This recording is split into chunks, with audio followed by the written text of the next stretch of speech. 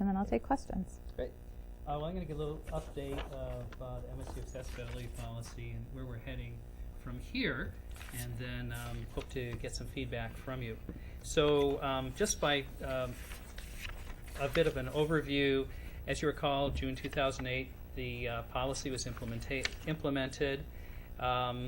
It was built off of an earlier statement of encouragement, which had been on campus for quite a while and had been adopted by a lot of webmasters on campus. So we weren't really starting from square one, fortunately. The deadline that was put in place, actually was extended from January, was May of 2009, when everyone was supposed to have their web accessibility review form sent into the Office of Inclusion, thank you, and Intercultural Initiatives. It was a collaborative process. It involved the Office of the President and Office of General Counsel.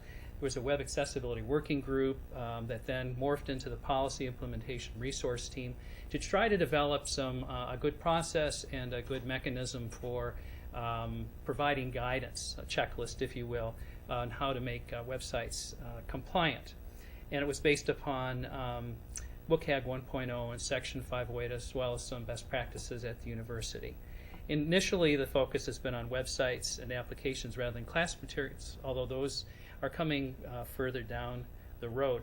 The whole effort here is really to make it an inclusive process, and also to recognize that there were changes that were going to take place within WCAG 1.0 going to 2.0 and Section 508. So it was a temporary policy. We knew it was going to be incremental, and that's was done on purpose.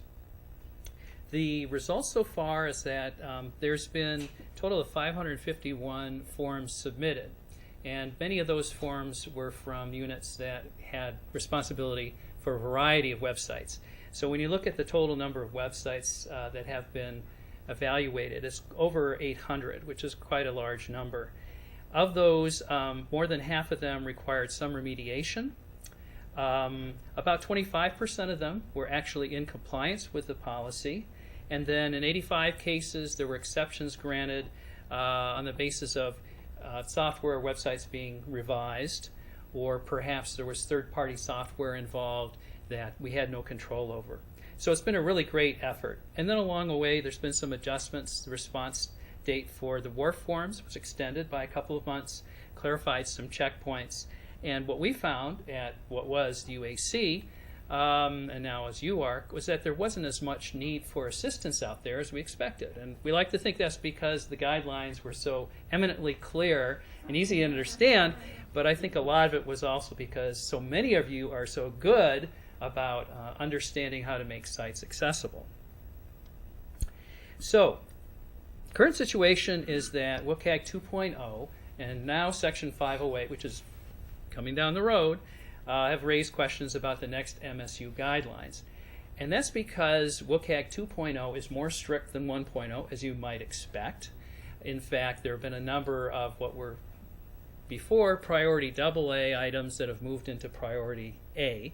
So the bar has been raised, and there's been it's been broadened to include not just HTML type situations, but written so that it can apply to whatever particular type of language is being used. So it's a broader policy. Now Section 508 is out in draft form, and what it's done is it's pointed at this point to priority A and priority AA of WCAG 2.0 for compliance, which is really a quantum leap from where it was, because it overlapped with with A and AA and maybe AAA before, but this is really an effort for Section 508 to say we're going to have requirements that coincide with WCAG 2.0, and by the way, you're going to have to make a big jump.